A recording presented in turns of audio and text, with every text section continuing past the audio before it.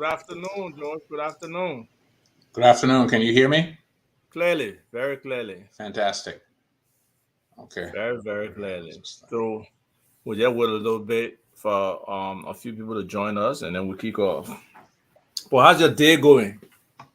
So far so good. I can't complain. Okay, it's close to sunny like Arizona out here today. Well, It's that's pretty good. nice. Yeah. That's good. So, what's on tap for today? We got an interesting guest today Okay. in the person of yourself. We're gonna Oh, we're really? gonna focus on you today. Okay. Um, just to give those who are coming a little bit perspective, would try to get under the hood with you a little bit, but also would touch on the recent withdrawal of the case and what your perspective is towards it, what it means for the judicial system in general, and then we'll push a little bit on what a Cummings presidency could mean in the wake of such an incident with him going through this whole process of this bogus trial, in my opinion, and all the headaches associated with it. So, um, not to procrastinate. Mm-hmm. I've people already know I've known you for a very long time. Um, in high school, I really didn't know your story. Um, but I must admit, the Sunday morning cornbread at your house was one of the best. Okay. next to next to my mom, your mom All cornbread right. was the bomb for real. Um, but yeah, but then I got to get more socialized into politics, and then I got to know a little bit about you. But I think it's better that you explain to people your political orientation, and in that process, you can tell them a little bit more about yourself. Well, so you know, um, I guess my story kind of begins when I was 8 years old. Okay, when I was 8 years old, my father, Henry B. Fambule, was arrested and charged with treason.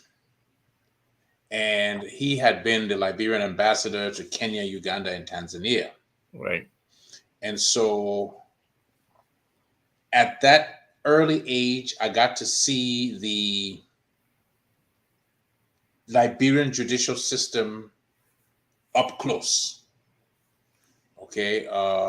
There is a booklet that was written by an American journalist called The Trial of Henry Fambule.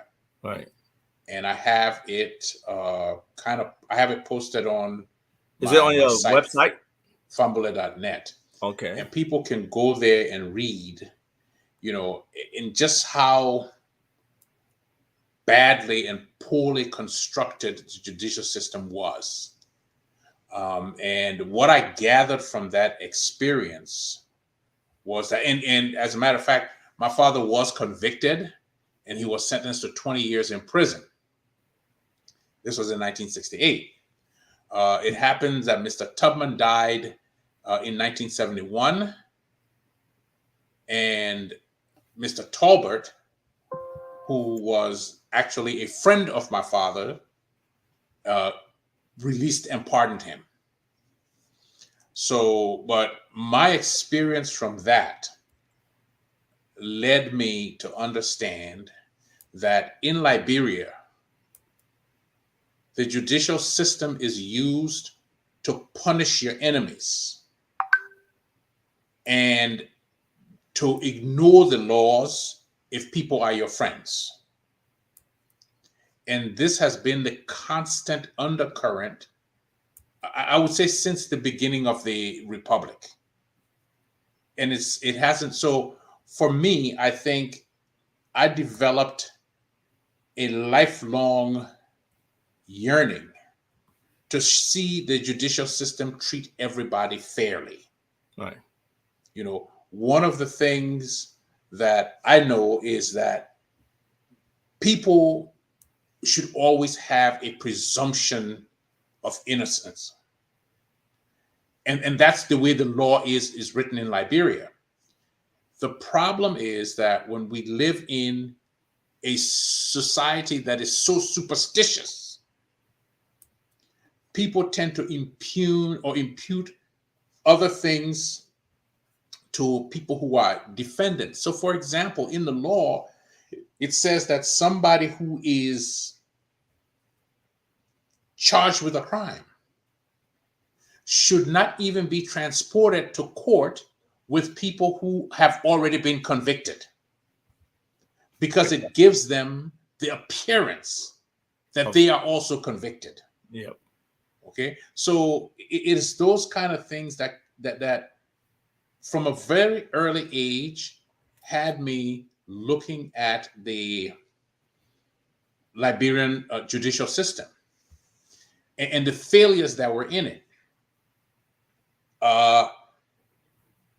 So fast forward, we had the coup in 1980. And again, it was a failure, the trial of the government officials and all of that before tribunal. It was a failure. But in part, they were also responsible for that failure, because they didn't build a judicial system that the population trusted. But by they, you mean government, though, right? Government. Not everybody who was convicted. Well, was some of them were Yes. some of them were chief justice, solicitor generals. They were they worked the judicial system. Right. So they wanted something to be there that they didn't put in place. And my thing has been, the reason you build a judicial system is not to protect the guy who is currently on trial. No. But it's to protect you should you ever go on trial. So, you can say, well, we want to be altruistic, but the fact of the matter is you're trying to actually protect yourself should you be the person on trial. So, there was the coup, and just after the coup, I came to the US. And I think I had been. So during our time, do you think there was like school politics like it is today? Oh yeah, during our time there were the LU and Cuttington, the LU folks, the LU and Cuttington folks. But again, during our time we lived in a one-party system. That's true.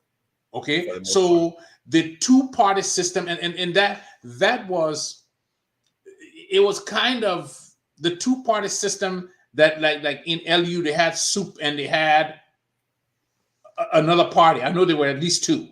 Right. Eventually, it was, I think, Sim and then Studa or something like that. Okay, I so don't know it was there during our time. Multi-party system at the university, but you expected these same people to then leave the university and all join this one true weak party. So if that happened, then they no longer had a competition of views. That's true. And that's what democracy is. They had been trained through college to expect that they would have competitive views. So, that's one of the things that you can deal with and say, we just didn't bring people up in a way where when they got out of college, there was an expectation that the systems that they saw in college would exist as they should in government. And so that was one of the things. And I think that is still happening, right? In terms of what people are learning and expecting from college. And when they get to the real world, it's different. Correct. So, fast forward 1980, I came to the US to attend Morehouse College. And I met Alec Cummings. I had known Alex from CWA. Right. And his sister, Pat, was actually my classmate. Right. Okay. Deceased, right? Yeah, she's deceased. May she rest in peace. Yeah. So, we Alec Cummings, Wayne Johnson, Adama Salif, Lionel Keller, a whole bunch of us were in Atlanta together. So we got to know each other very well. Okay. And, as a matter of fact, I was a groomsman in Alex's wedding. Right. So, and I also knew Teresa before she and Alex got married, through her relationship with Howard Collins, who's also deceased. Right. And so there's that whole nexus there. Fast forward, I moved to DC, started as an independent software developer, did a lot of contracting for the federal government. Eventually, I was recruited to head up a project at Boeing in Mesa. And that's how we ended up in Arizona. Wow. Okay. My wife is a physician, and she also attended Spelman College, and she graduated from medical school in 1988. While ago. So she's been around, quite a while, and she's currently, for the last 5 years, she's been one of the top docs in Arizona. Right. So this is a recognition by your peers. Right. And so we run a primary care practice. And, what I would say about her is she's a doctor's doctor, because she's the doctor that doctors come to see. And she's the one they send their parents to. Right. Her colleagues I'm going to send my mother, I'm going to send my father to see you. And so that is a mark of, respect and esteem. Yeah. To say, if you got to see somebody, this is the person you should see. Right. So, we've done a lot of work in the practice. Myself, as the administrator, and my role as a technologist has been to integrate technology as much as we can into the practice. Right. And we've done a tremendous job of that. Right. We have let's talk a little bit about some of the external programs that, because of your knowledge of technology, that have come along for doctors, we have been able to impact in some way. Well, so before the pandemic, right, I went to the Apple store, and one of the things I saw there, they had a blood pressure cuff that would link to your iPhone. And I was like, you know what? That's a really interesting piece of technology. I'm going to buy that. And so I bought it, and I brought it home, and it had a shortcoming. The shortcoming was it was a Bluetooth device, but it would only work on one phone. And I said, well, that's not workable for a family. Right. Okay. So I started scouring the internet. And then I found another product that would work on 6 different devices. And the company said, hey, guess what? We have a program for medical practices where you can manage your patients with hypertension. Right. So it turns out that at the time, we had about 2,500 patients. We've since grown, and now we have about 600. And 82% of our patients are... No, but correct that now. You said 2,500, and then you said 600. You mean 6,000? No, 3,000. 3,000, I'm sorry. Okay. And so 82% of our patients are 65 and older. And so they're on Medicare. And then Medicare developed this program. So what does Medicare mean? Because a lot of people listening from Liberia sometimes don't Medicare is a government insurance program for every American over the age of 65. Right. It's the largest insurance program in the world. Okay. They insure about 77 million people. Okay. So being as large as they are the rule setter in the market. Yeah. Okay. So Medicare is run by CMS, which is the Centers for Medicare and Medicaid. And they essentially put out all the rules. So Medicare decided that, we have technology now where we can remotely monitor patients' blood pressure, because increased hypertension will lead to adverse events Right. like Multiple. strokes Exactly. and Multiple things. heart attacks, and those are the major cost factors for people over a certain age. So Medicare then introduced this program and said, well, listen, if doctors will monitor their patients remotely Right. and keep their blood pressure down, we will pay them every month. Prevention is better than what? Cure, right? Cure, right. So because we're in a space where that's the majority of our program, of our patients, I decided, you know what, we need to look into this. So of course we went ahead and we implemented the program, and then the pandemic hit, but it's been very successful in terms of we not only now monitor people with hypertension, but we also monitor people with diabetes. We even have, the remote blood pressure, the remote blood sugar monitor that sends us the data automatically. Right. And so I have a team of 3 people who work just in that section. And all they do is they all work part-time, but they look at the data every day. They say, okay, Mr. Jones, your pressure is not being controlled.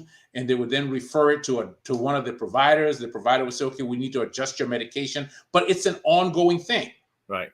And every time there's that intervention, there's something extra beyond the regular monitoring, right? Exactly. So that program has been very successful. We have right now about 700 people enrolled. Nice. And we have one of the larger programs in the country. And I know this because I'm working right now with a company that provides our electronic medical record system to get an integration. Right. So that we are seeing the patient's data directly in our EMR, as opposed to going to the provider to the framework provider window. So right. that's been very helpful. But one of the things I think I've been fortunate to be able to do is, because I have an understanding of data systems, is I've been able to understand how all these things come together. Right. And how they come together on our side, how they come together on the Medicare side, and on the provider the side, things we need to provide. Right. So we have this ongoing relationship, like I said, with our EHR provider. I can pick up the phone and call their CTO and say, hey, listen, you guys need to add this feature because we're doing X, Y, and Z. So we have the remote monitoring program, and we are now implementing now that the pandemic is over, we're implementing a more robust clinical trial program. Okay. There's a group of companies that recruit patients for clinical trials. And so what they do is they ask us to look at our patients, to do a report based on the ICD-9 codes, what disease codes the patients have. Right. And they say, okay, there's this study that may benefit your patients. There's this other study. So right now we've got about 3 different clinical trials that we support for our patients. Nice. So while you were discussing, you forgot about one part, your advocacy over the years. Okay. So I mean, it all started, I think, we had dual. We had then we had the war, and then we had Taylor. And the problem with Mr. Taylor was, I don't know a good way to put it. He was just a thug. He was a criminal, period. Okay, and none of the rules applied. Coming out of a war, we had a vexing need to kind of reinstitute the rule of law. And Mr. Taylor was just simply counter to that. So what we witnessed with Mr. Taylor was essentially where he could have built up the system, he tore it down. You see, one of the tragedies that we have in Liberia is that when you look at countries like Rwanda that suffered an horrific genocide, mm-hmm. and you look at countries like Liberia, one of the things that strikes me is the different paths the leadership took. That's a key word, leadership.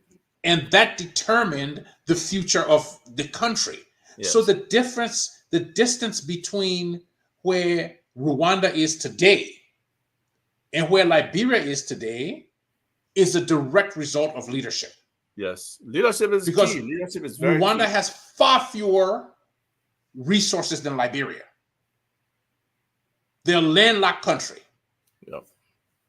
But, they decided that in order for them to be a player in their sub-region, they were going to have to educate their people. And so Rwanda has a primary school enrollment of something like 96%. Significant. They're one of the success stories in Africa.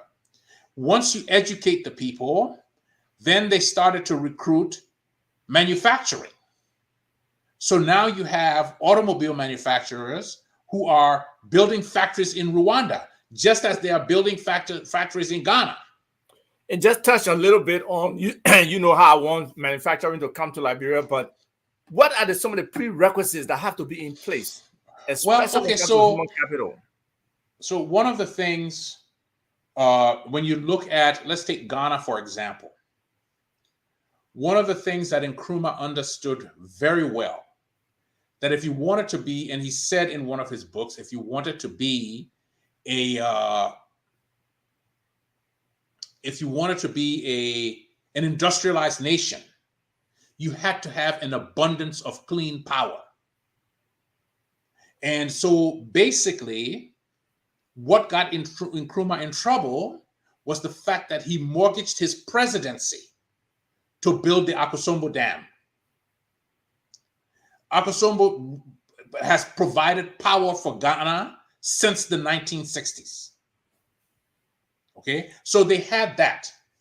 The next thing you need is a good education system. And so they put that in place. Now, when you want manufacturing, you have to have power, you have to have transportation, and you have to have an educated workforce. Yes. Okay. And then you have to be willing to do some of the infrastructure things. So it's going to be difficult for Liberia to ask people to come and do manufacturing, but build their own infrastructure while they're doing manufacturing. Yeah, it's difficult. Too much investment. What Liberia can do is, for those resources that are mined in Liberia, Liberia can say the finished products must be manufactured in Liberia. Yes. Okay. Or at least 1 or 2 levels of value addition. But that's the basic thing, because think about it. Let's think about it in terms of balance of trade. Let's just use round numbers so that people understand it better. Let's say somebody's buying a ton of iron ore from you at $1,000 a ton. Let's just use that number. I'm sure it's wrong, but let's just use that number because it's easy. But then they would come back and sell you a ton of steel rods at $6,000. You're $4,000 in the hole, or $5,000 in the hole. You follow what I'm saying? Mm-hmm. So at the end of the day, you have to sell 5 times more iron ore to buy 1 ton of finished product steel rods. It's the same thing with latex. You could make simple finished products like condoms. You could make latex gloves. I mean, they're doing this in Malaysia. Wow. So at the end of the day, you need the educated workforce, you need the infrastructure, and you need the energy. Those are the basics The for basic. to bring manufacturing in. And Liberia is short on all of those things. Right. So where we are now, we're moving towards 2023. You at least know one of the candidates pretty good, and he just went through the whole judicial system with this, bogus case that been going on. And as you're aware, the case got withdrawn. The prosecutor wanted it without prejudice to be able to, I guess, hold that particular thing over Cummings' head and be able to bring it back anytime. They went to court. The magistrate, Joe Manjala, decided with prejudice. So essentially, Mr. Cummings is a free man. So yeah, go ahead. The thing I have always raised about this case is that the government has no interest in a private matter, in a dispute between private parties. Okay, right. And let me tell you, and that point is significant, but a lot of people don't understand it. But go ahead. But let me see if my memory if my memory serves me right. There was a case of a crewman named Wallow.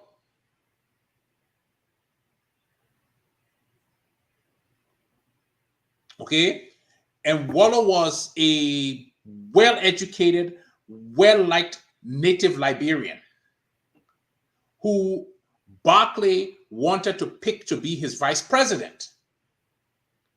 But he was married to an illiterate crew woman named Madam Wallow. And the forces in Liberia decided that, well, you can't be vice president if your wife is illiterate. And so Wallow had to divorce, they had him filed to divorce his wife. And they went to court. And the Liberian legislature passed a law that they could grant him a divorce. And so his wife went to court and said the legislature can't rule that my marriage is invalid. And they went to court, and the Chief Justice at the time was Louis Arthur Grimes, whose own mother was illiterate. Okay, and the court ruled that the government didn't have an interest in activities, in a dispute between two private parties. That they would pass a law siding with one person over the other. And so this is where this whole case perplexed me from the beginning.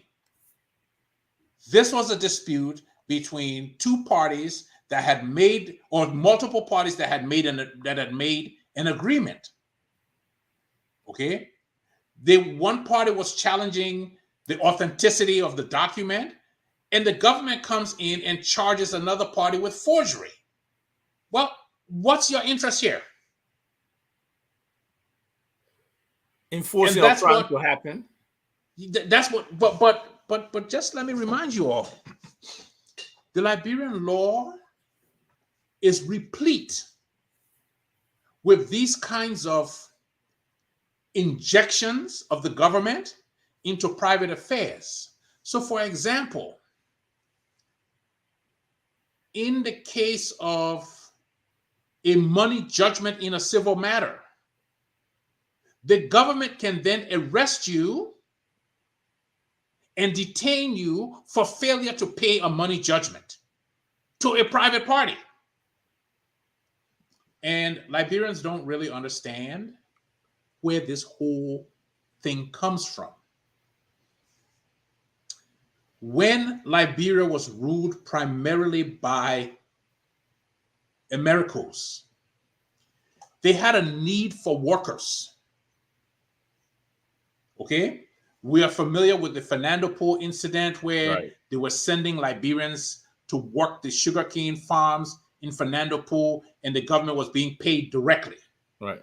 Okay, or government officials were being paid directly. Yes, they were involved That in led to the fall of the King government, and his vice president Yancey and Barkley, who was Secretary of State, ascended to the presidency. But those laws on the books are, for example, if Isaac sues somebody for following his wife, right? That's a civil matter. It is civil. It's a personal injury matter. But Prezo can Okay, get involved. so you go to court, and the court rules against Isaac, or the court rules against the person he sued. And the court finds this person back in the day, say $25, which was a lot of money. Yep. Okay. And and the person doesn't have the money to pay. The justice of the peace or the judge or whoever then remands that person to custody until they can pay that money. Well, it doesn't make much sense to put somebody in prison who has a debt that they need to pay. Who has a debt that they need to pay. But here's the trick. The trick is that I have a rubber farm, and I need workers for my rubber farm. So I would go to the judge and say, listen, how many people do you have here that are serving money judgment crimes? He said, I got 10 people. How much do they owe for their crimes? They owe $250. Okay, I would pay the $250 for them, but in exchange for that, they have to work for me at $5 a month, each of them.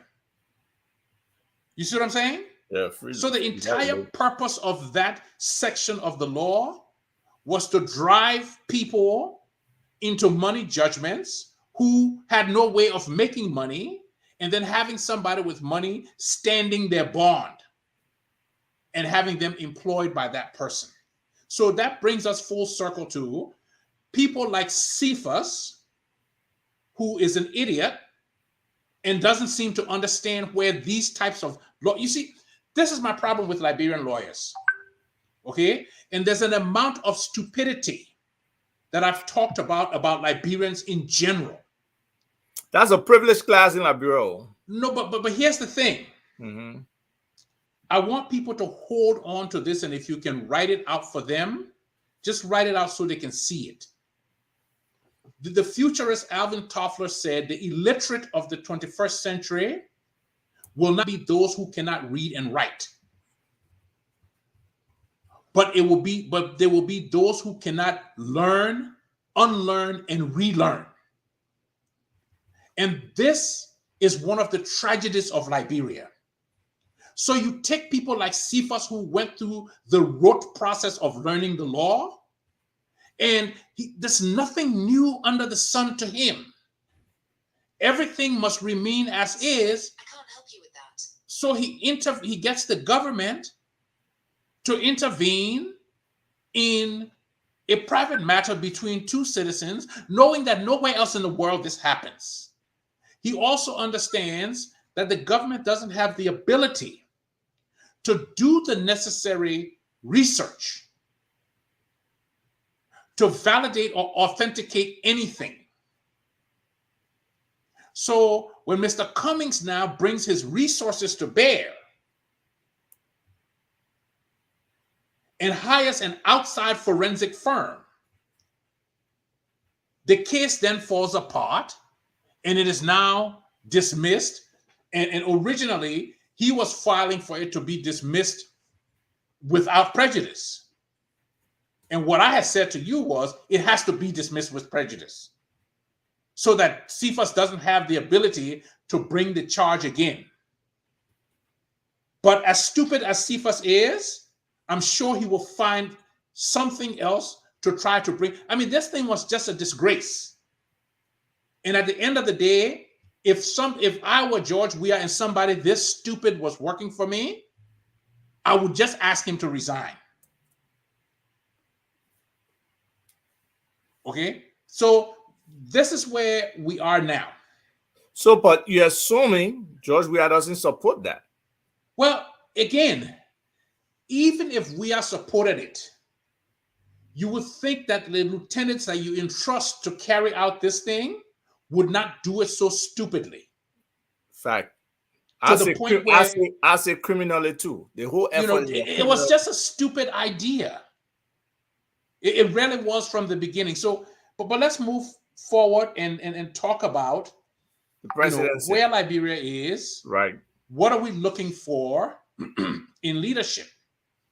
And I would say to the people, listen, what we are seeing from Mr. Weah, I'm not saying Mr. Weah has had every opportunity to be a better president.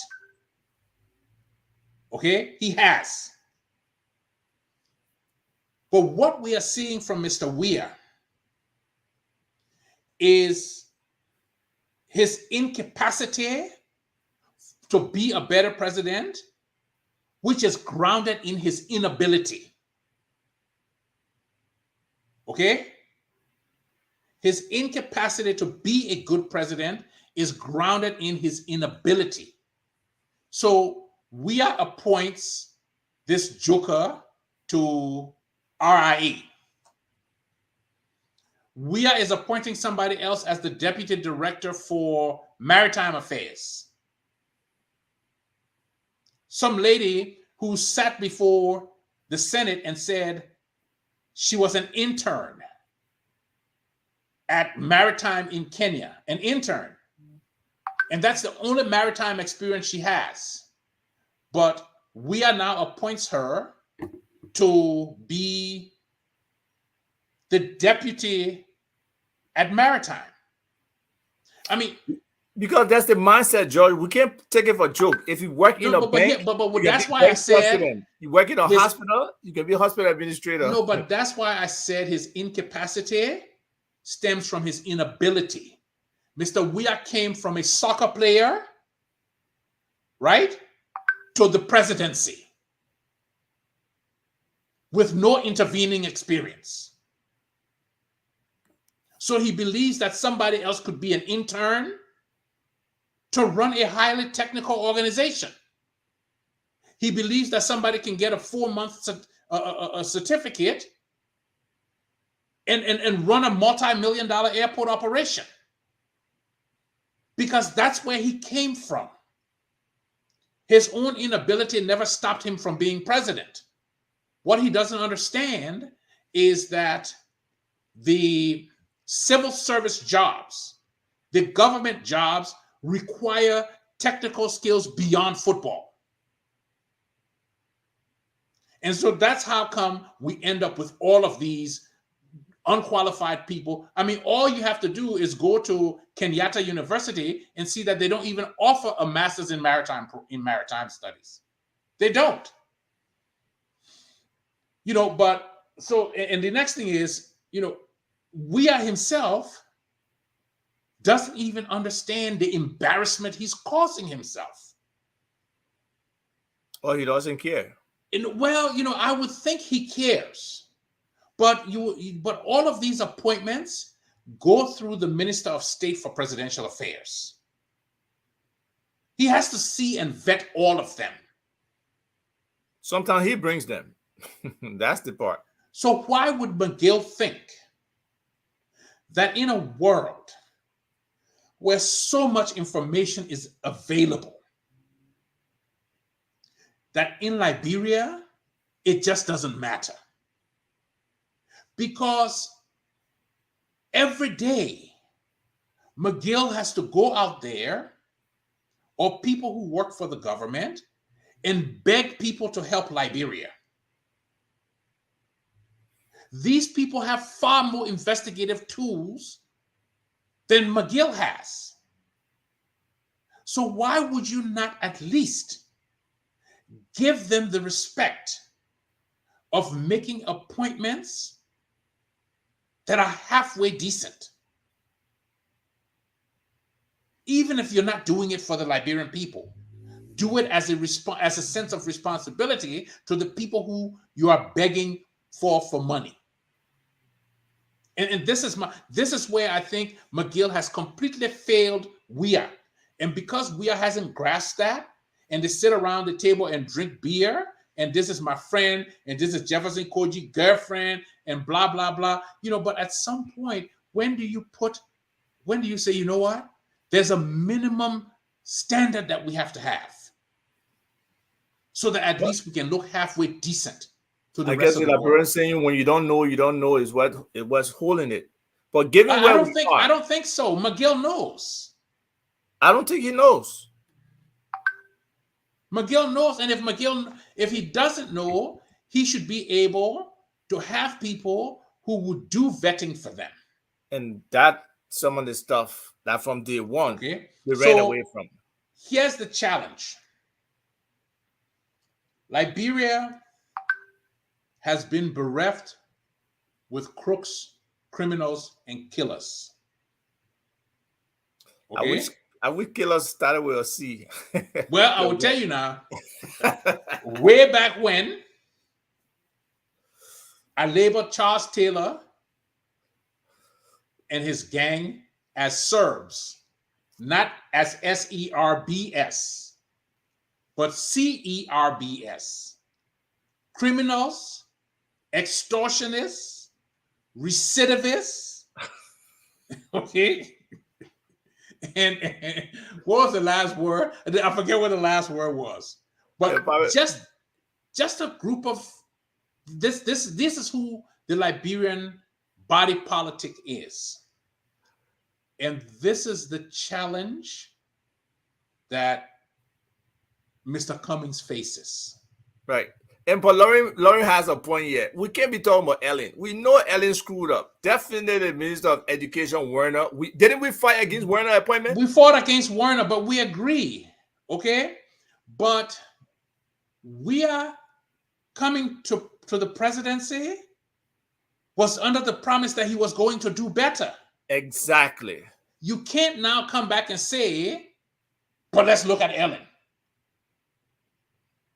Because you won on the platform against Ellen's vice president that you were going to be better. And we lay out all the flaws. Everything that was wrong with our government. Ellen's flaws were not hidden. Everybody knew. So somebody is asking, did I oppose Uri's appointment? That's a foolish question. We can't be. What you know how long it was when Uri was maritime boss? What relevance Mr. does Uri that was have? sanctioned by the United States. You just said the whole Taylor government was messed up. I said the whole Taylor government, and the last time I checked, Uri was there. Exactly. So at the end of the day, the challenge that Cummings, the threat that he poses to the Liberian body politic is the threat that he would do it differently. Change the system. Threat that he would change the system. The threat that people would be vetted. There would be systems of accountability. That threatens everybody who currently exists in the government of Liberia. So, for example, let's take the legislature. You have people who are lawyers serving in the legislature, representing multinational companies that have business before the legislature. Yep. That is an implicit conflict, it's an explicit conflict of interest. It doesn't take rocket scientists to see that. But the fact that this can happen, it corrupts the whole system. Totally. So let me just touch on this person's point. Isaac delivered President Weir to the Liberian people as the best choice. Now today he is laughing at Mr. Weir's performance. Jipo, the idea was that Weir was going to surround himself with capable people. Even Mr. Cummings becomes president today. if he does not surround himself with competent and capable people, he himself will be a failure. As small a country as Liberia is, running a country is a big, big task. It's not easy, it's not simple. And for some people who have never worked in a system, who don't have some external knowledge and understanding, I mean, primary is McGill. Probably McGill had 2 jobs his whole life. Okay, but listen, Jipo, I supported Ellen twice. I supported her twice. All you have to do is to go to my site, fumbler.net, and you will see that from the day Ellen became president, I was critical of her. And I wasn't critical of her necessarily because I was opposed to her. I was critical of her because she didn't deliver on the promise. Exactly. My support for a politician is not unshakable. And it people shouldn't don't be. understand that. It shouldn't be. That's why the people who say the die sedition, the die this is wrong. During the Ebola crisis, because of Ellen's underperformance, I publicly called for her resignation. And when they say we are committing treason, okay, I publicly wrote a statement and asked Madam Salif to resign. Yes. During the Ebola crisis, when Madam Salif and them wanted to be able to seize people's property without judicial recourse, I publicly called her a rogue. That's what she was doing. They were trying to steal from people. Listen, my loyalty is only to Liberia. Totally. That's where my loyalty is. It's the country. I don't give 2 shits about Mr. Cummings in that regard. I don't give 2 shits about Mr. Weah in that regard. I don't give 2 shits about anybody in that regard. If you can't do what's best for Liberia, you need to get the hell out. Okay? I don't care what the previous guy did. You control the reins of power now. So at the end of the day, no, but just this other person about using my brains, you know, there are many more Liberians who are more qualified, more intelligent, more experienced than me. It was never about Mr. We are using my brain. It was he using the right Liberians to get the job done. And that's important. Even Mr. Cummings to become president of the day, he can select anybody. Okay, so based on the level, 1 second, George, based on the level of competence around him, they can create that environment that any professional can do well and survive. That's all we ask. Create that enabling environment where in a competitive situation, the better person can win. So it's not just about government jobs. So this guy asked me, and Isaac would tell you that he and I have been on different sides of the spectrum. Well, question. Okay? Different side of the spectrum. I supported Ellen twice because I believe that even on her worst day, she was better than we are. I believe that even on her worst day, she would be better than we are. And guess what? I've been proven right. Weah has been president now for 5 years. He makes Ellen look very good. And he makes Ellen look great. It's sad. I never thought this day would come. So my point was that as bad as Ellen was, I wasn't willing to trust Liberia to a George Weah. Now, once Weah became president, you were supportive. I had a responsibility as a citizen to make sure that I did everything I could for him to be successful. Because if Weah fails, Liberia fails. That's the fact. And that's where we are. Okay? But don't think for 1 minute that in that responsibility to support Mr. Weah, it comes without criticizing him. It comes without calling him to the carpet. It comes without demanding that he performs better on his appointments. And that's why he himself and his supporters cannot handle, because we're consistently there for 2 years telling them all the things they were doing were wrong. The Ebomath, the Eton, those loans, the approach to governance, the appointments, the 16 billion, the 25 million, all of those were issues that we raised against. Unfortunately, they don't believe the Liberian people will do anything. So where are the technocrats that are running the government? The No, technocrats who can't even do vetting? No, he's saying they're not there. He's saying they're not there. He says some people said. But I see here where Lorraine asked, Lorraine Mason said that Mr. Cummings vetted. Mr. Cummings was the chief operation officer for Coca-Cola, a multi-billion-dollar corporation, and he essentially ran the corporation. Did he run it by himself? No, he had a team of people to help him run it, which is essentially what you would want a president to do, to surround himself with a team of competent people to run it. And admirable team, Mr. Cummings, he consistently says that.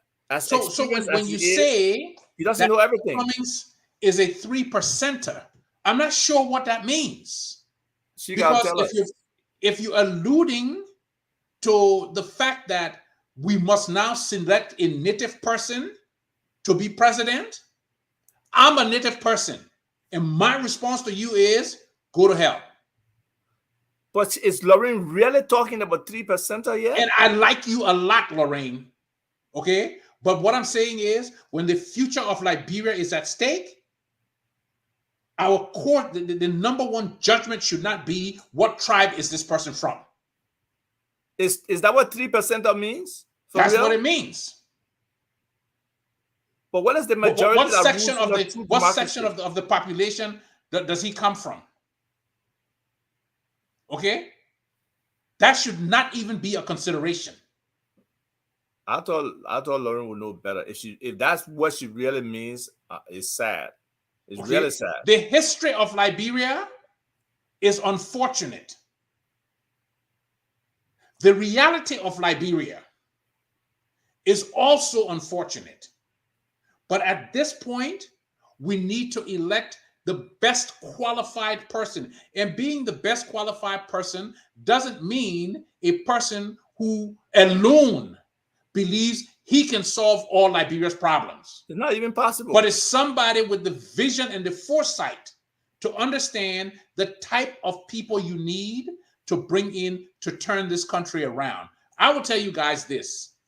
A very good friend of mine said to me the other day that we have about 10 years to turn this country around. 10?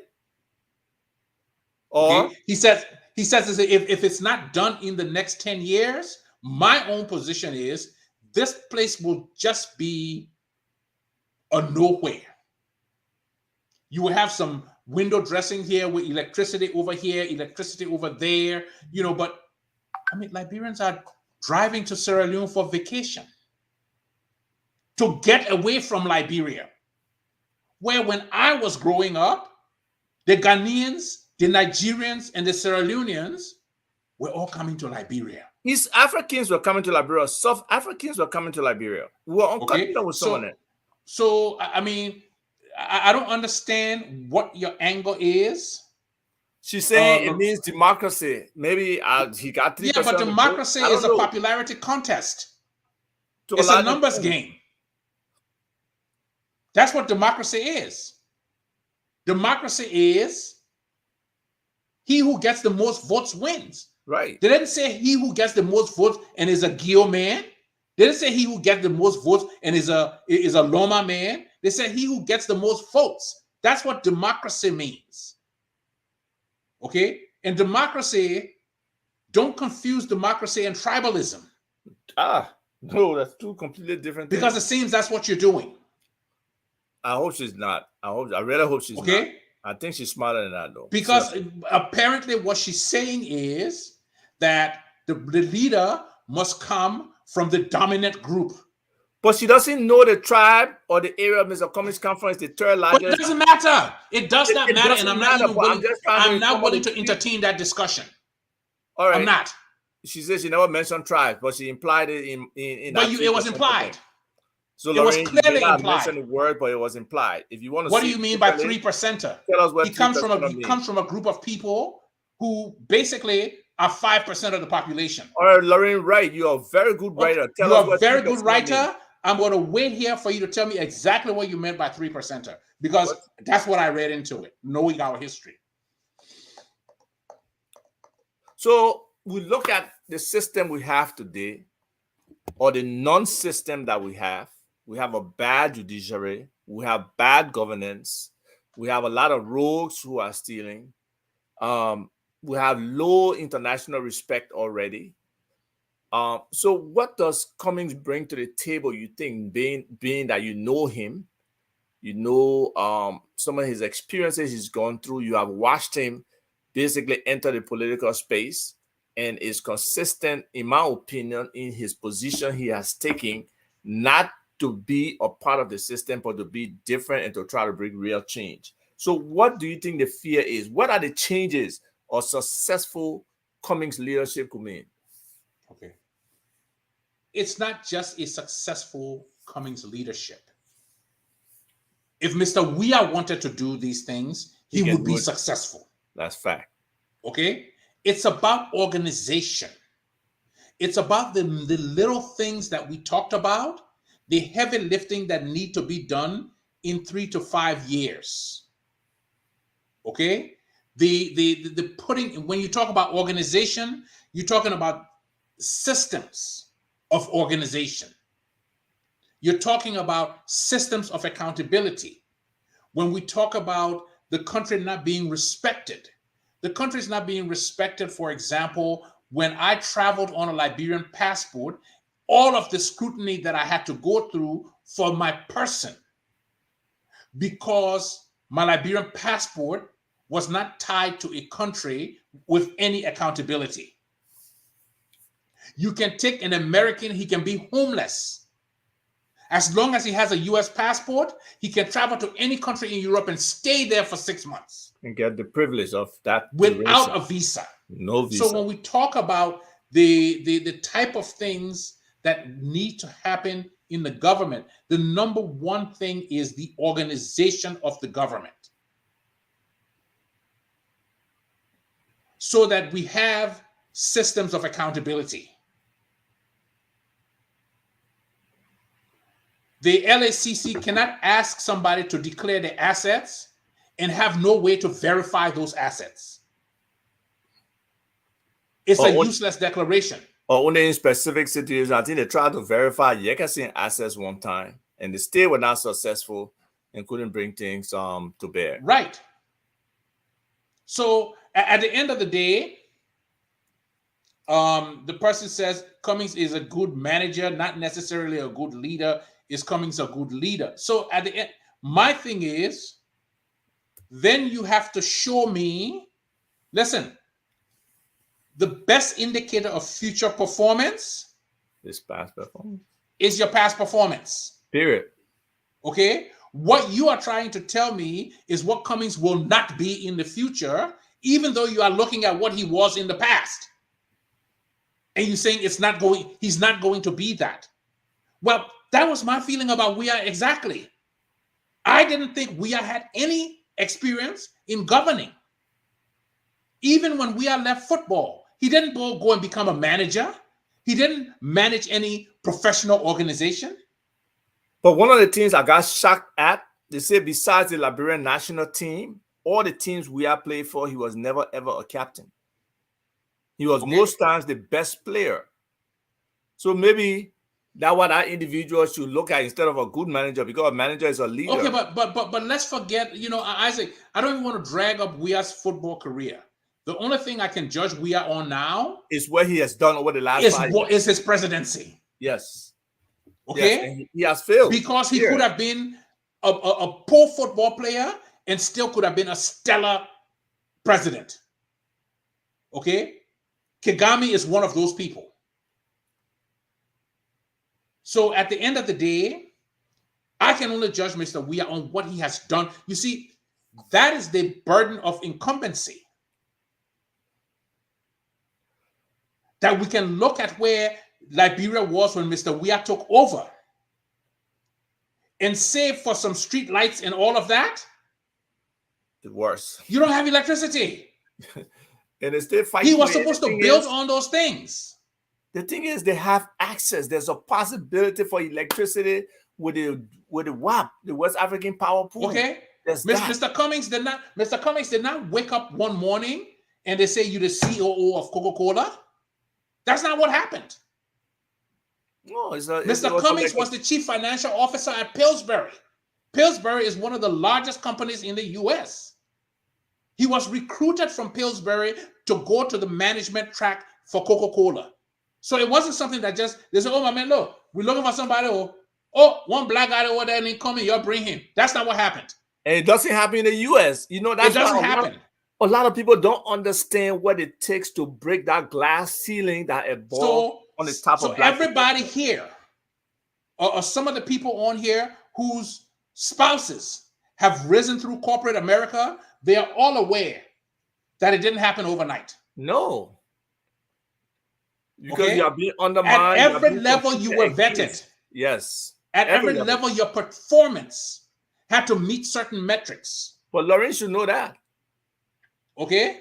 So at the end of the day, when it comes to excelling, okay? I enjoy her. When it comes to, I'm still waiting for you to tell me what a 3%er is. Thank you, Lorraine. Without talking, Lorraine, I'm waiting for 3% for you to tell me what a 3%er is.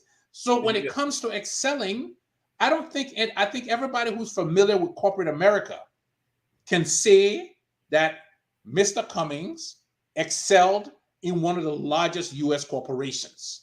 Hands down. Okay? That is an objective fact. Very. Okay? That is an objective fact. There's no disputing it. Period. Okay? I, on the other hand, as opposed to Mr. Cummings, I always believe I'm the smartest guy in the room. Period. Yeah, I have that problem. When I enter a room, I'm the smartest guy in the room. Okay? And because of that, I have a hard time working in a structure for somebody else. When I was a contractor, I can remember I was doing a contract at USI, United States Information Agency. And the guy who I was reporting to said, do it this way. And I said to him, it's not going to work that way. He says, how do you know? I said, because you hired me as an expert. Right. He said, but do it that way anyway. So you know what I told him? I said, you can pay me now. You can pay me later. No. I said, you can pay me to do it right.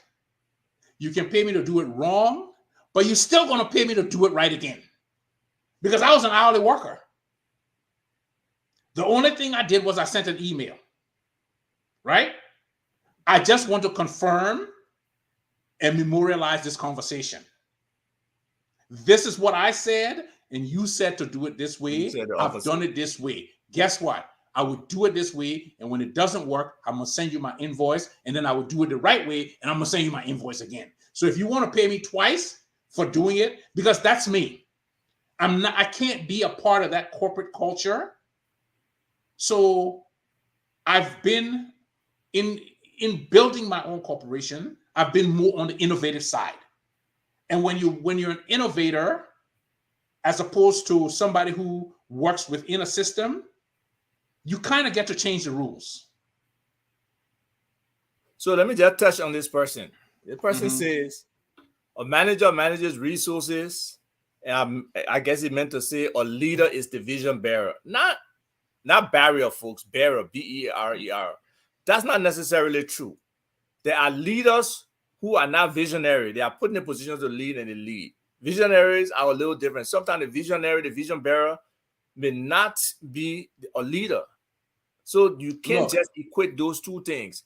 But if Mr. Cummings became president tomorrow, Do I think he has all the answers? No. Absolutely not. Hell no, he No. doesn't. But this is what But I he know. knows. Mr. Cummings said I he knows know what he he will be knows. open to people saying to him, Right. this is how I think you should do it. Right. These are the plans I think. These are this. If, for example, let's deal with education this way. What I'm going to say to Mr. Cummings point blank is, your number one priority is data. You have to establish data systems across the country, across the government, for everything, and data systems that talk to each other. If you do that, in 3 years, you will turn the country around.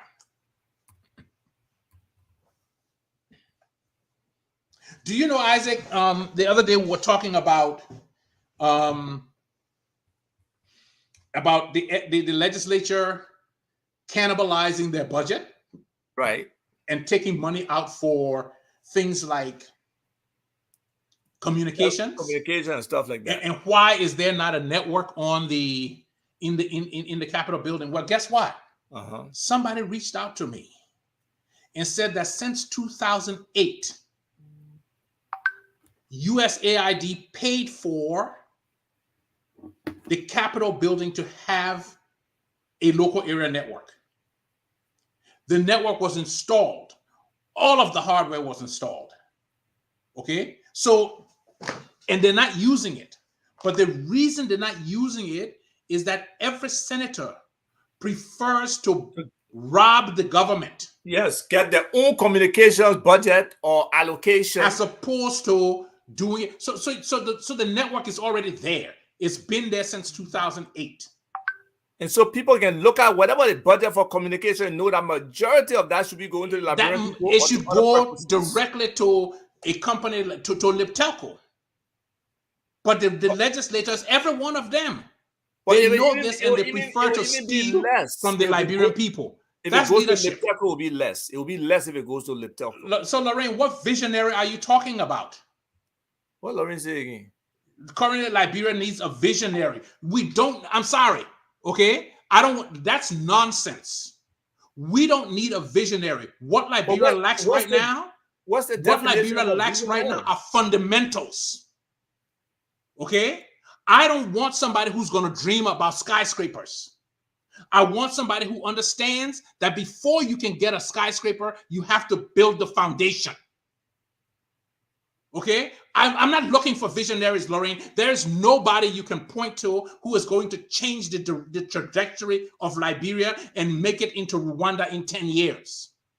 What you need are people who are willing to roll up their sleeves and do the hard work and the heavy lifting so that the country can have a future in the right direction. Somebody who can lead that effort, do the hard work. You need to do heavy lifting. I said we don't need one while, Lorraine. We don't need a visionary. I'm sorry. We don't.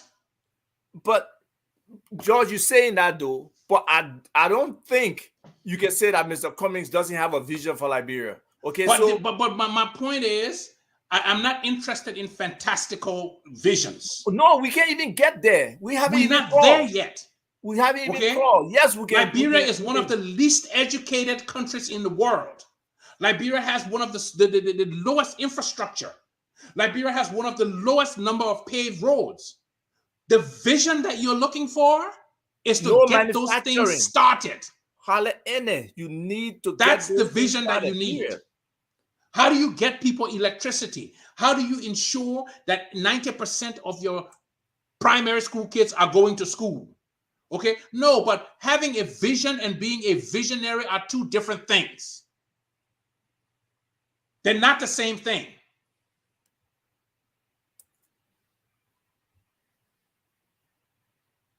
Okay?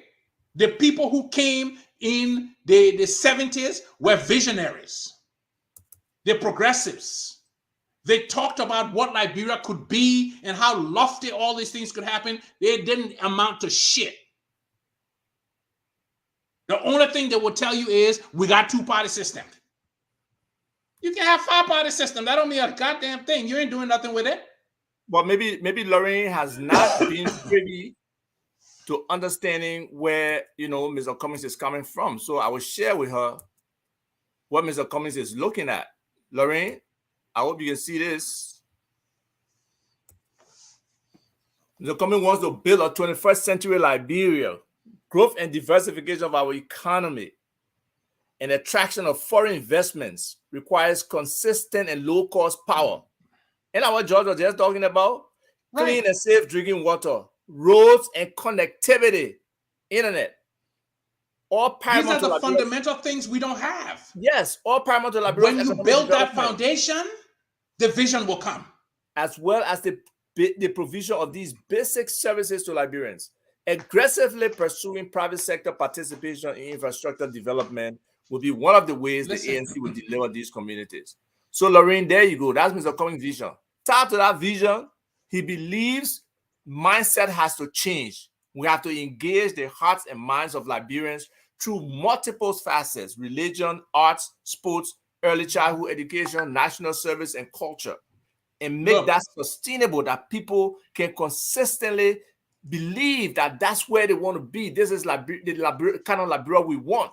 And they must have some volunteerism in them, national service, and being able to help other Liberians move forward. Yeah, you're saying something, George. In 1941, Franklin Roosevelt gave his State of the Union speech. And the highlight of the speech was the 4 freedoms. He said the American people wanted freedom of speech, they wanted freedom of worship, they wanted freedom from want, and they wanted freedom of fear. You know the freedom that Liberians don't have right now? They don't have freedom from want. Let me try to put that in perspective for you all. In America, I never have to worry. And most Liberians here who even are not at my station have to worry every day about what they are going to eat. That's true. They never have to worry about whether their children will go to school. They never have to worry that even if their children, as poor as they are, get accepted into university, they will not be able to go. They never have to worry, okay, about whether or not their children will have internet today. When the average Liberian wakes up, and I use this word broadly, average, and not just the people who hang out in the bars. When the average Liberian wakes up in the morning, he spends his entire day just like an addict. He's foraging for survival. Hustling. When he gets up, he doesn't even know what he's eating that day. Most times. That's my point.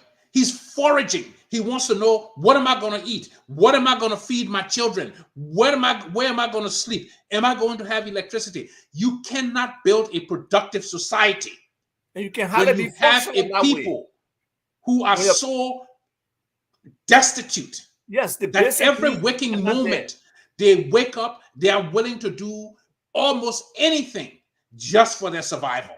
And that's why anytime they engage somebody, basic survival. Hustle.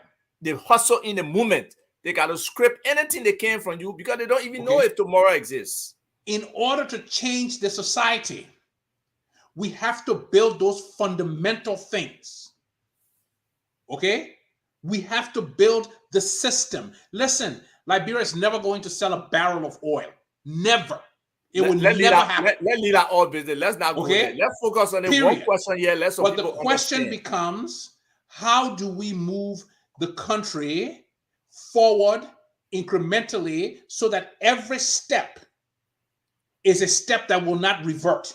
And that's why I like what Mr. Cummings say, right? He says this thing is not automatic, but we'll put it in the right direction that we can start to see increments, that we can focus. We'll not do everything. There's no way any leadership, even in a functional country like America, there's no way Biden can do everything the Americans want. But he can do some fundamental things to ensure that there's some level of continuity and that people can, advance more than they were yesterday or at the time. I'll give you the classic example. Yeah. Obamacare. Obama staked his entire presidency on passing that health care law. Yes. You know something about government? Once you give people something, you can't take it back from them. Yeah, and Trump tried to do it, right? You can't. The Republicans have been literally trying to cancel Obamacare from the day it was passed. You cannot. It is now something that people have come to expect from the government. Yes. And they will continue to get it. And the only other option is to improve it. Right.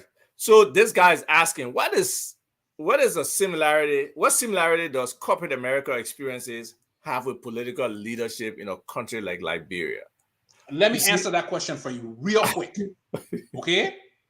I would like to answer it too, but let me see if yours will be mine. Let me tell you guys something, okay? Y'all need to stop pretending that Liberia is this enormously complex political landscape. It ain't that. But sorry, if most people don't, it's not more than 2.4 years of schooling, what do you think they think it is? It's not that complicated. Let me tell you about corporate. How many people does Coca-Cola hire worldwide? There are more people who work for Coca-Cola than work in the entire government of Liberia. No question. Okay? There are more subdivisions of Coca-Cola than there are in the entire government of Liberia. So what you need is people with organizational skills. You want me to tell you how organizational skills don't serve you? I would tell you how organizational skills don't serve you, and I want you to pay close attention. Your organizational skills don't serve you because you have a Bureau of Labor Statistics that is supposed to produce on a yearly basis the amount of jobs in Liberia and do forecasts on the types of jobs that will come. Now, if you had a real good organization, the Bureau of Labor Statistics would pass that information on to the Ministry of Education and say, in the next 7 years, we're going to need these specific skills. But George, why are you going that far? No, but Isaac, just let me lay it out to him because apparently he doesn't understand. Okay? So now you're talking about organizational skills, where one part of the government says this is what we're going to need, and another part of the government is responsible to address the need. If you can't put those things together, then your government doesn't work. So now I got Isaac talking to me about how he wants to bring manufacturing to Liberia. Well, guess what? Go to the Ministry of Education and ask them, how many people do you have here who qualify with high school education? They can't tell you. No, they can't. So when Toyota comes to you and says, this is the information we need, you don't have that. And what Ruth just said, the healthcare data, the healthcare information is all fake.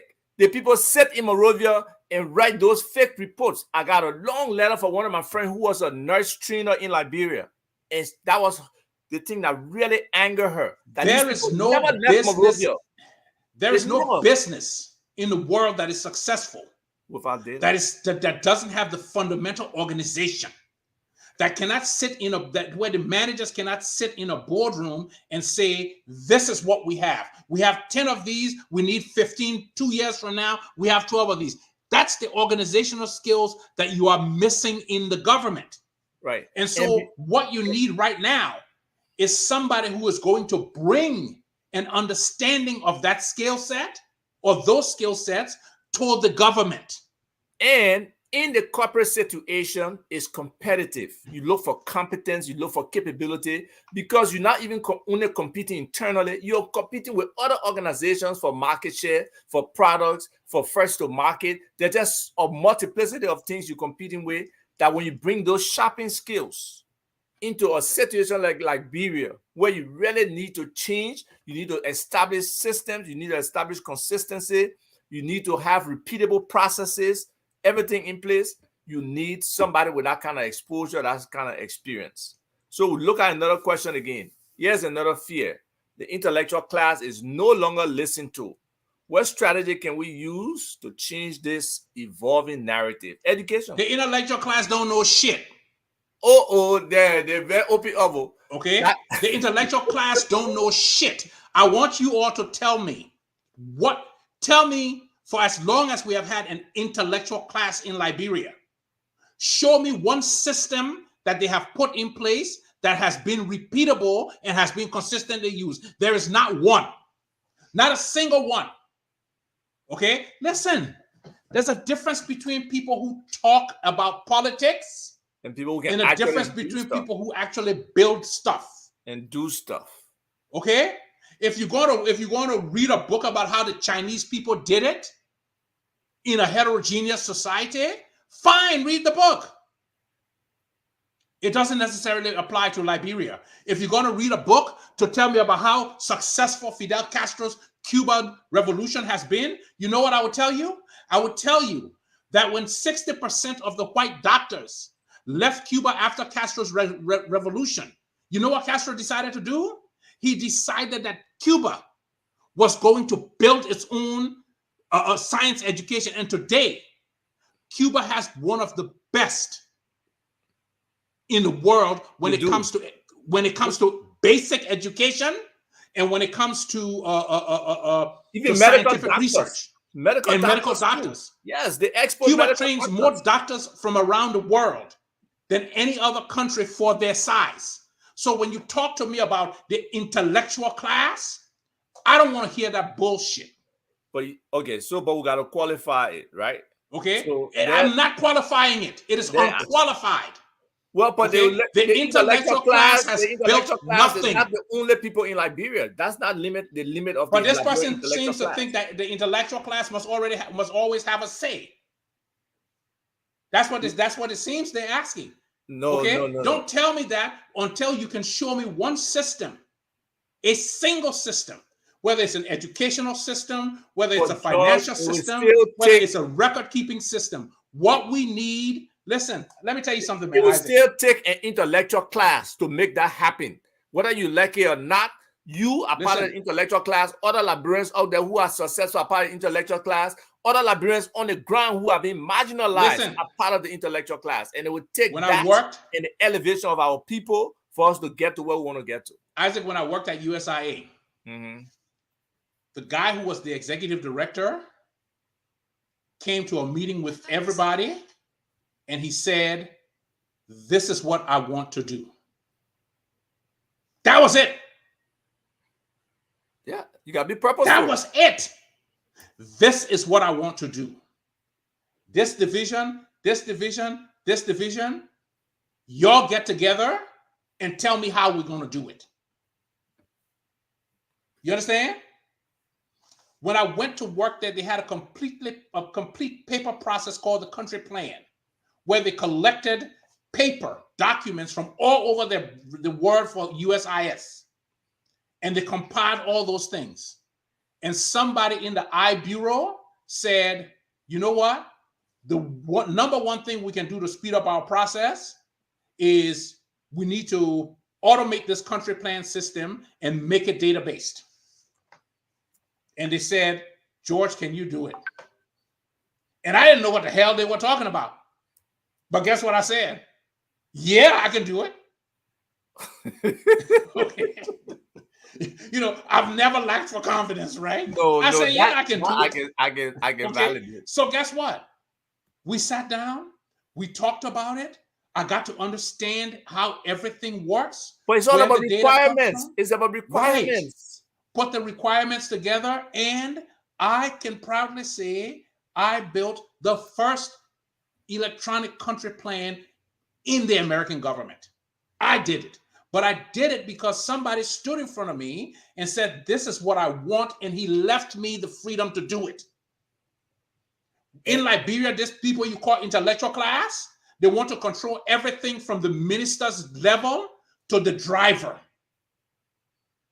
That fetish for control is there. But in a way, too, you can look at Lorraine and say that's what she means by vision. Somebody who knows what they want. Most times we have leaders who have no idea what they want, who don't clearly spell out what the expectations are, what they want, and in the case of George, unfortunately, we have supposedly a spreadsheet to assess everybody from different positions. Samuel Williams.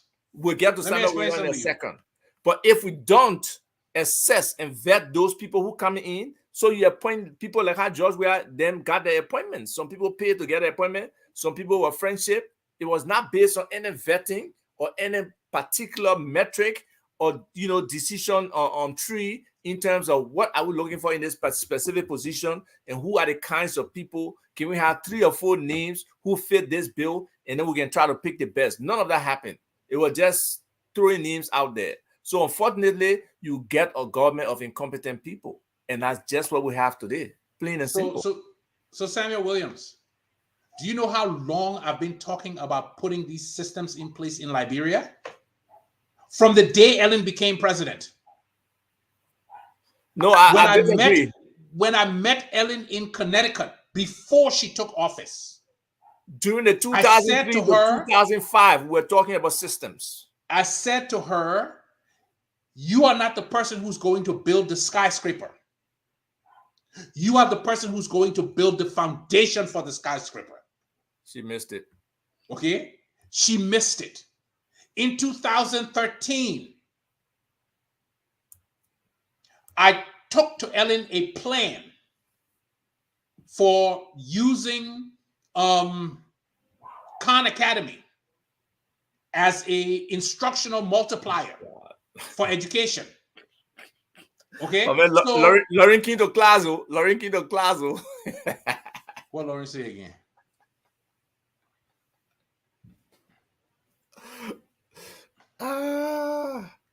Yeah, but Lorraine, who was supposed to build those? Who was supposed to build those things?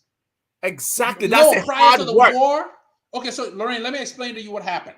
That's the hard work, the grunt work. Let me explain to Lorraine what happened. Prior to the war, Monrovia was a city of 250,000 people. The entire country had only 1.4 million, 1.5 million people. All right? That was prior to the war when we were in school. Okay? So at that time, Monrovia was clean because it was sparsely populated. Yes. Okay? Now you take the same Monrovia with 250,000 people. Okay? With no expanding of the infrastructure. Well, the people expanded in the bill on every little space that was available. But I'm talking about things like sewage, things like water, things like electricity. Now Monrovia has almost 1.6 million people. So that's 7 times the population that it had. And nothing so there is at some point, Lorraine, you had to make the adjustment to accommodate growth. But the growth happened so rapidly that I don't think what he called in the intelligent class, what he called him? The intelligentsia? The intellectual class. The intellectual class. I don't think they ever sat around to say, you know what? How do we address this massive growth? But well, we don't listen, I don't consider myself an intellectual, but there are two ways to address the problem of growth. One is you're going to have to keep providing services for the people in Monrovia. But you're also going to have to provide services for people who are outside of Monrovia, right, to encourage people who are in Monrovia to go outside of Monrovia. You have to depopulate some the kind city. Of incentivized plan for people to be able to move out of Monrovia. Exactly. Or you move the capital city too. That was but my thing is, Isaac, my thing is, okay, so let's go back to what's the name of the thing? To the hydro that they built for $300 million that cannot produce electricity for the entire country. The problem with the hydro is not just that the hydro produces electricity. It's that when the hydro produces electricity, you have to build an infrastructure to transport that electricity. Right. Okay? And then you got to distribute it when you get it to those substations. Correct. So, if you ask me, the hydro is a waste because the money that is going to be spent on building the transmission system can be better spent by building local power, solar power in place. That you have decentralized it. And so you can put a solar substation or a solar station in every capital for $25 million each. You can do that. The point is, we have to think differently.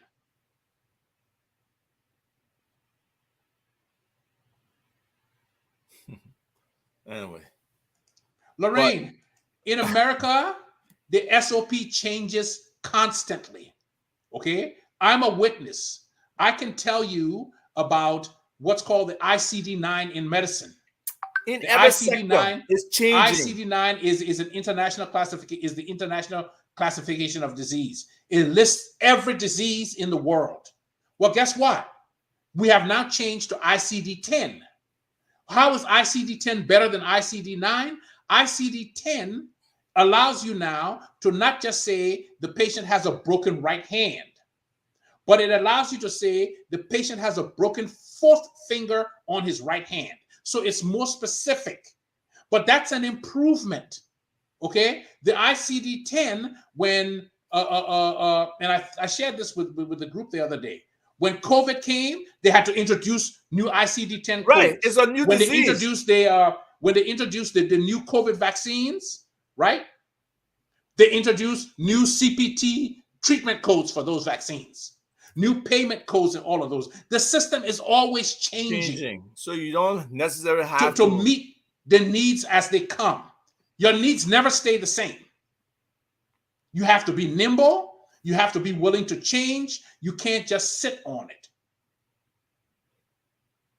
And also, Lauren, what you have to notice is that there's a lot of laws and research and study done in Liberia when it comes to implementation.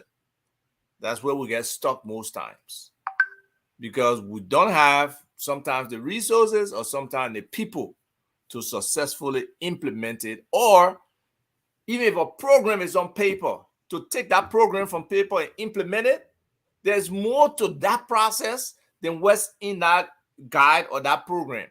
So you need people who really know these things and who have done them so many times. And we shun our quote unquote experts in these things. We don't identify Liberian experts. And sometimes the foreign experts, they just come in with an expertise for this job to go to the next job. They're not looking at sustainability. They're not looking at, I love Liberia, so I got to do this right. They got to do for generations. They got to do X, Y, and Z. No. So a lot of time we have that disadvantage where we are depending on people who are not vested in what we want to do or where we want to go. They don't even know the vision. They're just coming in to do a piece of job and move on to the next phase. The guy who said there's no development blueprint for Liberia. Very simple. We come back to the fact that we need to. No, I think what he means is like a legislated development plan where you don't come and just do what you want to do. But this is one of the tragedies of most African governments, that the idea of continuity is a foreign idea to them. Totally foreign. It seems as if they come in and their first task is, I got to break down everything the other person did. There's nothing that they did that will remind people of them. Okay, so when you look at Robertsfield, for example, when did they finish the new terminal? Was it 2017? It was under Ellen, right? Yes. Okay, so now Weah is presented as president. He has a brand new terminal. You would think his people would say, let's take this to the next level. What do we need to do to make this a hub? Then he said, oh, we ain't got no light. Well, guess what? When Ellen was there, the old terminal was there, but they had light.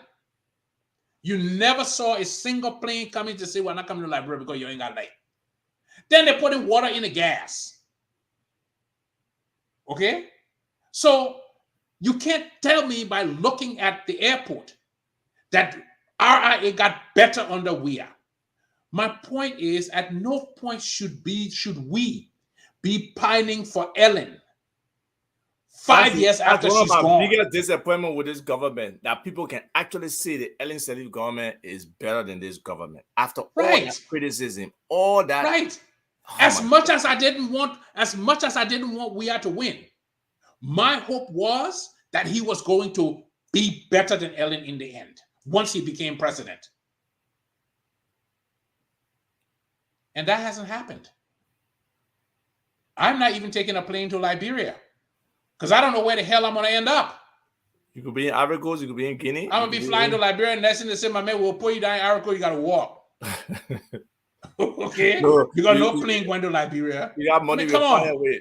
We'll find a way. Is this a real country? So this, before we close, George, let's just touch on this whole willpower thing to effect change. A lot of people are vote seeking in the leadership. They're not trying to make the changes that Liberia want or Liberia needs. They tend to try to appease. Let's say you look at the situation with the Pen boys being restricted or having to wear helmets or just something protective that ensures that the amount of casualties and accidents and deaths among them could be reduced. No enforcement there. You know, the whole traffic situation, no enforcement. The discipline around the budgeting, no enforcement there. They don't even monitor the outturns, what ministries are doing, how they're spending money. So all of these things. Let's talk about the Pen boys for a second, okay? And I'm not down with this helmet stuff because I believe it excuses the government in its responsibility. I don't know what you mean. Managing traffic is a function of government. Yep. The fact that you don't have traffic control systems. You understand? Let me tell you, I rode a motorcycle extensively when I was a kid.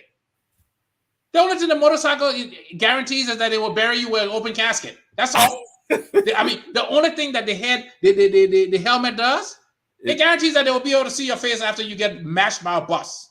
That's it. Break everything, they can crush you. But you're still going to get mashed.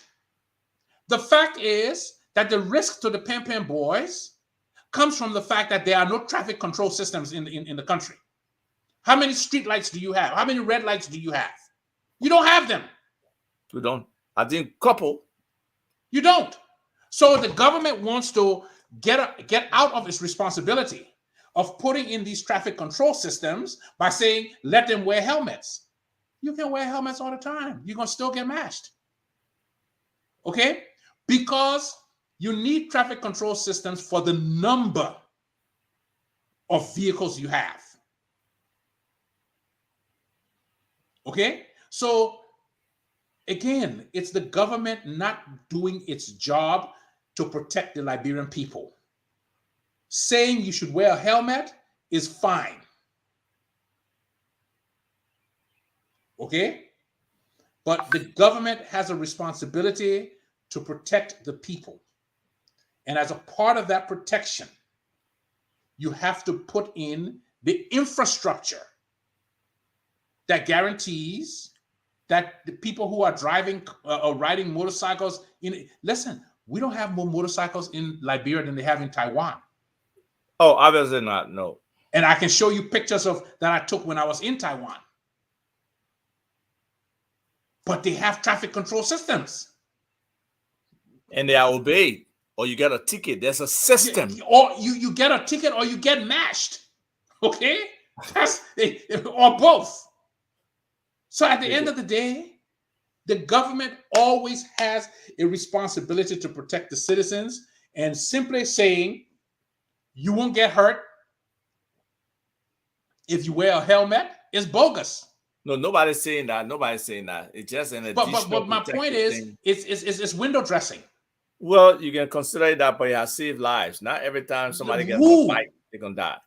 Isaac, you need traffic control systems. Oh, no. I'm not people complaining in Liberia about congestion. There are no traffic control systems. I'm not disputing that. Okay, so my point is the government continues to ask the citizens to do things when the government is not doing its side. And that's the biggest problem we have. Again, make your favorite statement for government to work what? For government to work, government has to work. And that's the thing people don't want to do, It George. has They to don't want to work. work. So, we just leave it there. We got a Like we rash were of saying, people who are dying and having accidents on the road. Okay, you know what? Y'all wear helmets. No. so It's people a got traffic control problem. people who want a better Liberia have to understand that there are a lot of things that Mr. For Comet brings now, that a from lot of my people don't perspective, want to accept. every problem that Liberia has, I have to look at it from what is the government not doing to make that problem, to alleviate that problem. And you can Right. and if the government is meeting its responsibility, then you can ask the citizens to meet their responsibility. But it's the reverse. It's the reverse in the mindset. Oh, what the person not do? The person going to do what the government not doing. That's not the role of the opposition. I don't know what people don't understand. That is not the role, you know. So I think this been a good show, George. We thank you for sharing, a lot of stuff about yourself and some of your thoughts. Unfortunately, we are in a situation, where according to Lauren is a pipe dream, but it's not a pipe dream. Liberia can get on its feet with the right leadership, but the people of Liberia have to decide that. Come October 2023, that's the decision point. But the real decision point is really now. Between now and voters registration is when the difference can be made. That's why those who care, those who want a better Liberia, they got to find a way to reach out to the young people, to the potential voters, to those who have not registered, to try to help and educate them. Because if we don't do that, this set population that we have today that's voting, they will not, most of them, their votes will not change. Many of them will need an infusion to mix things up. Okay, some people might are one track. Some people might are not even understanding the level of poverty, the level of destitution that they are living in. They don't get it. And until we can open our people's eyes to what is better compared with where they are, and the practical ways we can move them from point A to point B, we're not going to get anywhere. So, George, you can close. All right. So listen, guys, we'll pick this up again next week. And again, there's no problem that Liberia faces that has not been solved somewhere in the world before. We are not unique in the world. And it is extremely arrogant for us to think that the problems that we have that have been demonstrably solved other places, that only in Liberia they can't be solved.